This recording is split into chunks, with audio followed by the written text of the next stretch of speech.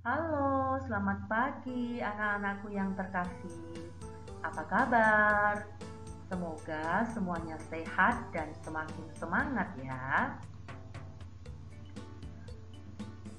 Anak-anakku, kali ini kita akan belajar dari tematik 1F, subtema 2, pembelajaran 1 tentang menjaga kebersihan lingkungan.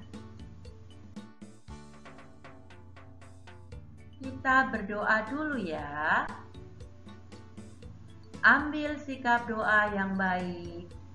Dalam nama Bapa dan Putra dan Roh Kudus. Amin. Selamat pagi Tuhan. Terima kasih atas perlindungan-Mu semalam tadi, sehingga hari ini kami siap mengikuti pembelajaran. Berkati dan bantulah kami Tuhan, agar dapat belajar dengan baik, sehingga kami memahami semua pelajaran yang disampaikan Ibu Guru kepada kami. Amin. Santa Maria della Strada, doakanlah kami. Amin.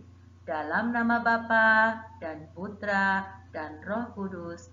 Amin. Anak-anakku yang terkasih, kebersihan adalah pangkal kesehatan. Jika lingkungan kita bersih, maka kita akan sehat. Kita harus menjaga kebersihan lingkungan kita. Nah, salah satu caranya adalah membuang sampah pada tempatnya atau pada keranjang sampah. Kita nyanyi dulu ya. Kita akan menyanyi lagu Keranjang Sampah.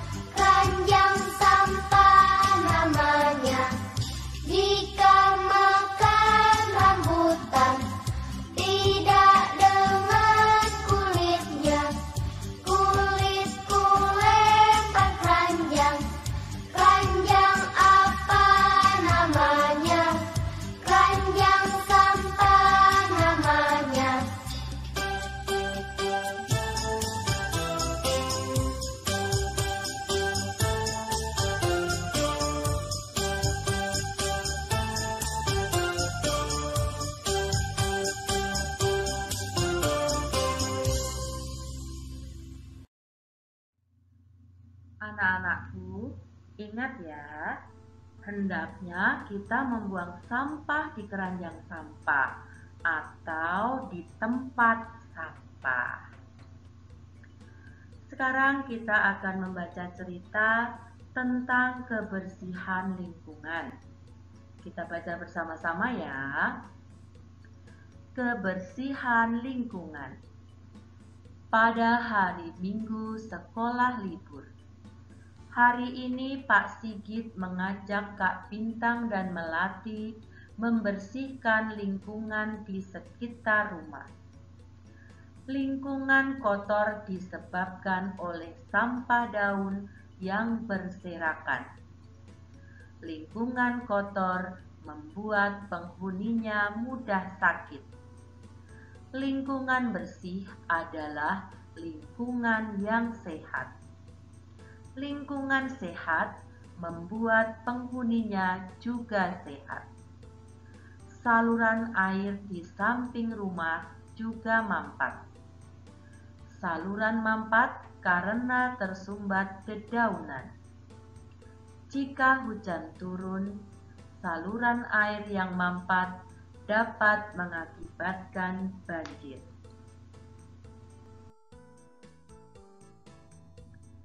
Pak Sigit dan Kak Bintang membersihkan saluran air. Pak Sigit dan Kak Bintang menggunakan cangkul, sekop, pengki, dan karung sampah. Melati dan Mentari membersihkan rumput dan sampah di jalan kecil depan rumah.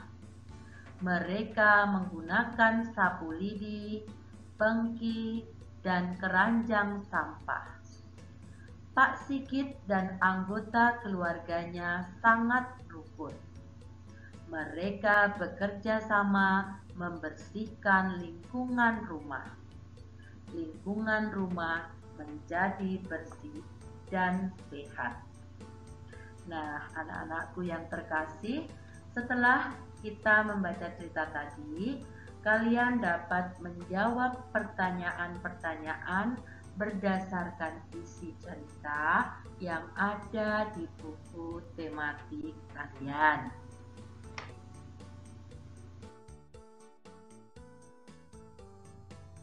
Agar lingkungan kita tetap sehat, kita harus membersihkannya secara teratur. Apakah kalian tahu alat apa saja yang digunakan untuk membersihkan lingkungan? Mari kita amati bersama-sama. Alat-alat kebersihan. Kalian pasti tahu semua alat ini. Ya, alat ini namanya sapu ijuk.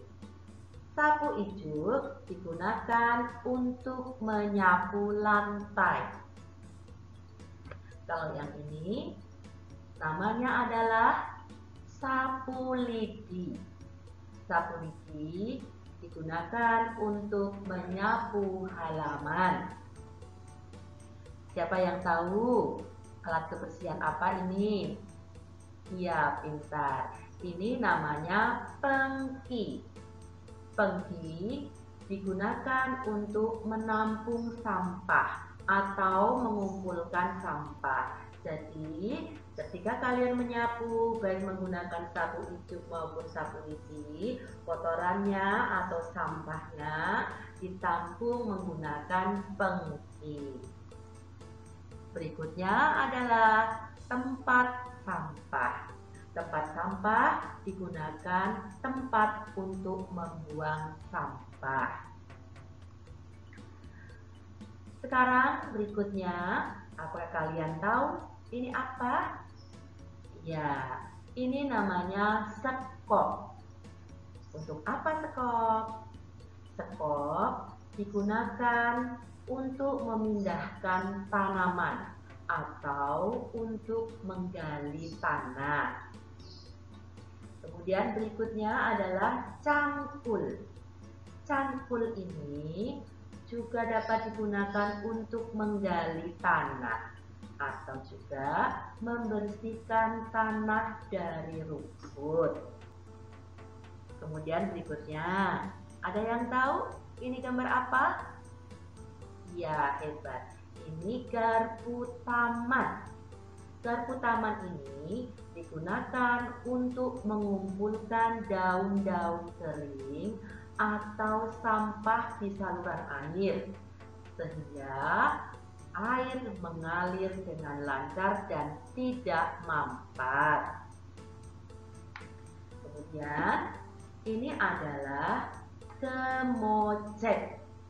Nah, kemoceng ini digunakan untuk membersihkan debu. Kalian pasti dapat menyebutkan alat-alat kebersihan yang lain. Mungkin di rumah kalian juga ada alat-alat kebersihan yang lain. Nanti tanya sama mama ya, kalau kalian belum mengerti. Anak-anakku yang terkasih, kita lanjutkan lagi dengan mengenal simbol sila-sila Pancasila. Apakah kalian masih ingat gambar apa ini? Pintar. Ini adalah gambar lambang negara kita, burung Garuda. Kita perhatikan baik-baik. Pada gambar ini ada yang tergantung di leher. Apakah kalian tahu? Iya, perisai. Pada perisai terdapat simbol sila-sila Pancasila. Ada berapa simbolnya? Pintar, ada 5. Apakah kalian dapat menyebutkan satu persatu? Hebat, kita sebutkan bersama-sama ya. Yang pertama adalah bintang. Jadi simbol sila pertama bintang. Simbol sama dengan lambang. Kemudian simbol sila yang kedua yaitu rantai. Simbol sila ketiga adalah pohon beringin. Simbol sila keempat yaitu kepala banteng. Dan simbol sila kelima adalah padi dan kapas. Anak-anakku, nanti kalian dapat menyusun puzzle gambar perisai dengan cara menggunting gambar-gambar pada lampiran di buku kalian. Kalian susun sehingga menjadi gambar perisai. Bisa ya anak-anakku? Baik anak-anakku sekalian, sebelum kita akhiri pelajaran hari ini, kita akan refleksi terlebih dahulu. Apakah saya senang dapat menyebutkan alat-alat kebersihan? Apakah saya senang dapat menjelaskan kegunaan alat-alat kebersihan? Apakah saya senang dapat menyusun puzzle menjadi gambar perisai burung Garuda Pancasila?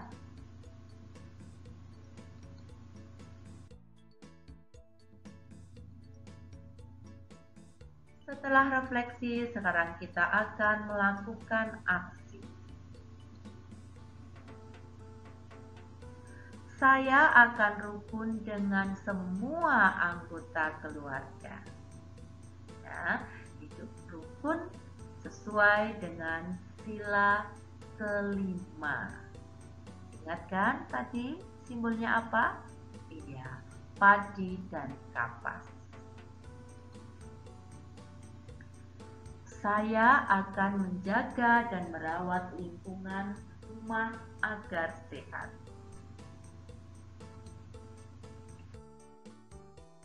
Baiklah anak-anakku, kita akhiri pelajaran hari ini dengan berdoa.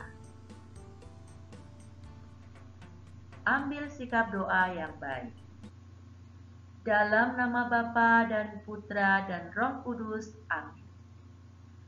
Terima kasih Tuhan atas berkat dan penyertaan-Mu kepada kami, sehingga kami dapat belajar dengan baik dan dapat memahami semua pelajaran yang disampaikan Ibu Guru kepada kami. Amin. Santa Maria de la Strada, doakanlah kami. Amin. Dalam nama Bapa dan Putra dan Roh Kudus. Amin. Terima kasih anak-anakku sekalian. Sampai jumpa. Tuhan memberkati.